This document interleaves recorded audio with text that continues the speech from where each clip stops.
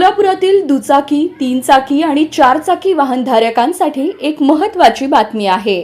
आजपासून सोलापुरातील 8 प्रमुख मार्ग वाहतुकीसाठी बंद करण्यात आले आहेत। रमजान सणानिमित्त विजापूर वेस परिसरात भरणाऱ्या मीना बाजारसाठी आजपासून ते 31 मार्च पर्यंत काही प्रमुख मार्ग वाहतुकीसाठी बंद करण्यात आले आहेत। नागरिकांची मोठी वर्दळ लक्षात घेऊन पोलिसांनी हा निर्णय घेतला असून पर्यायी मार्गांची व्यवस्था देखील करण्यात आली आहे। रमजानच्या पार्श्वभूमीवर खरेदीसाठी हजारो नागरिक विजापूर वेस, इमाम चौक, बाकळे प्रेस, पेंटर चौक आणि परिसरात येत असतात।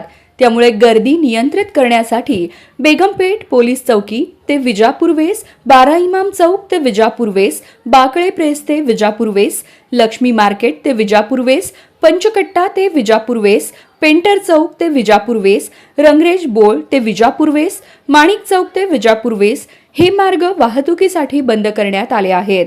वाहन चालकांसाठी पर्यायी मार्गांची व्यवस्था करण्यात आली आहे। नागरिकांनी माणिक चौक, समाचार चौक, भावसार पथ, 12 इमाम चौक, Kidwai Chowk, Hawai Chappal mart Chowk, treasury bank corner, Panchkatta, Lakshmi market, Datta Chowk या मार्गे वाहतूक वळवण्यात आली आहे। 31 मार्चच्या मध्यरात्रीपर्यंत ही वाहतूक व्यवस्था लागू राहणार आहे।